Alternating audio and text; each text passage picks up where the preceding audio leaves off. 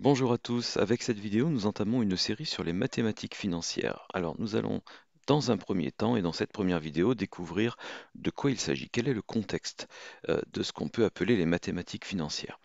Tout d'abord, il faut être conscient du fait qu'une somme d'argent évolue avec le temps. Alors il peut y avoir une évolution naturelle du fait de l'économie globale qui se traduit le plus souvent par de l'inflation, parfois il y a de la déflation, mais on va dire que l'inflation, règle générale, veut que la valeur de l'argent diminue avec le temps. Autrement dit, si vous achetez une baguette aujourd'hui 80 centimes, eh bien il faudra peut-être dans 5 ou 10 ans 1 euro ou 1,20 € pour acheter cette baguette. Ça sera le même objet, mais il faudra plus d'argent en euros pour payer la même chose. D'autre part, lorsque vous placez de l'argent sur un compte rémunéré ou un livret, vous allez en retirer des intérêts, c'est-à-dire que la somme d'argent que vous possédez va augmenter avec le temps. Lorsque vous empruntez de l'argent à une banque, vous devrez rembourser plus que ce que vous avez emprunté, pour la simple et bonne raison que vous ne remboursez pas tout de suite. Il y a une durée qui s'écoule. Donc nous allons voir les mécanismes de l'évolution d'une valeur dans le temps et en particulier donc le calcul des intérêts. Bien. Euh, Dernière remarque avant d'attaquer, donc, on ne pourra mentionner un montant qu'en faisant clairement référence à la date à laquelle il est exprimé. Et on ne pourra comparer deux montants que si on les exprime à la même date. D'accord? 1000 euros aujourd'hui ou 1200 euros dans 6 mois, eh bien, on ne sait pas trop les comparer. Tout dépend des conditions dans lesquelles ces sommes évoluent.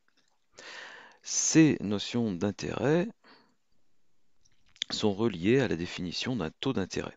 Donc on notera T, le taux d'intérêt, on notera I, l'intérêt calculé donc en euros dans notre monnaie, et on va faire un petit graphique où on représente l'évolution d'une somme dans le temps.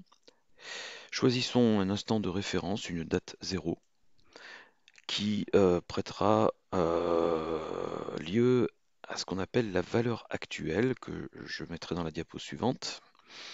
Et donc nous avons une certaine somme d'argent qui a été placée sur un compte, un livret, ou qui a été prêté.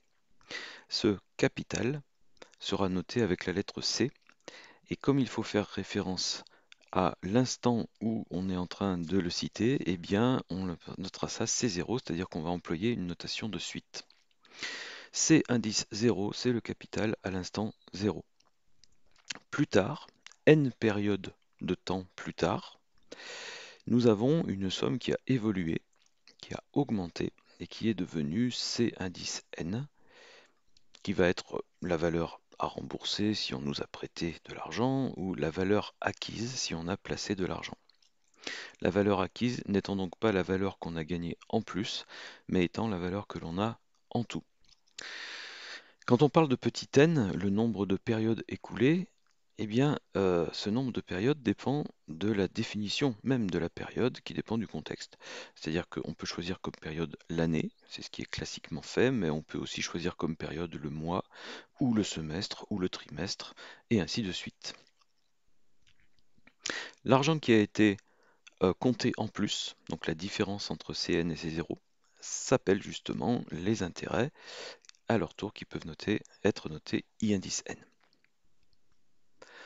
Notre objectif, comme je vous le disais tout à l'heure, est de savoir calculer un intérêt.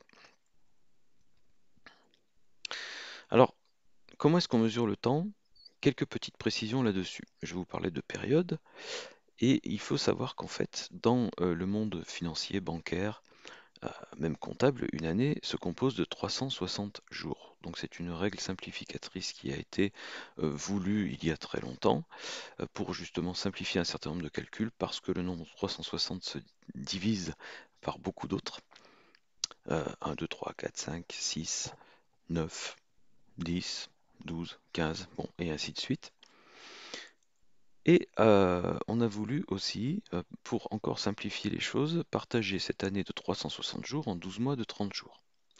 Alors ça, c'est une règle qui est appliquée presque tout le temps, mais on verra que dans certains cas de figure, le nombre de jours écoulés entre deux opérations doit être compté précisément en tant que jour calendaire. Si on considère quelque chose qui a été fait du 1er février d'une année au 31 juillet, alors attention, de l'année suivante. On va considérer qu'il s'est écoulé 18 mois de 30 jours, donc 540 jours, ou encore une année et demie pile. Alors qu'en réalité, si on comptait le nombre réel de jours sans année bissextile, nous avons 545 jours. Et donc nous n'avons pas les 540 360e de l'année, ce qui ferait 1,5, mais les 545 365e de l'année, ce qui fait quelque chose de proche d'1,5, mais pas tout à fait. Pour des opérations de durée inférieure à 1 an, et je précise pour les futures vidéos en intérêt simple, nous devrons compter le nombre réel de jours. Pour des opérations en intérêt composé, ce qui concernera nos placements sur des comptes rémunérés ou des livrets comme le livret A, nous compterons en fait des mois de 30 jours et nous raisonnerons par semaine, par quinzaine, par mois et ainsi de suite. Bien. Deux dernières définitions pour que les choses soient écrites. Je reprends le graphique précédent. Nous avons donc une première valeur qui classiquement est la valeur placée sur un compte rémunéré à la date 0 qui va s'appeler valeur actuelle.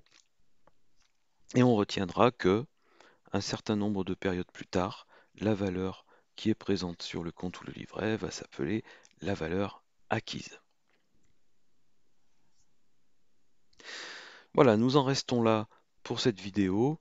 Nous allons redémarrer dans la deuxième vidéo avec le calcul des intérêts simples, puisque nous verrons qu'il existe deux façons de calculer les intérêts suivant le contexte de l'opération, les intérêts simples et les intérêts composés.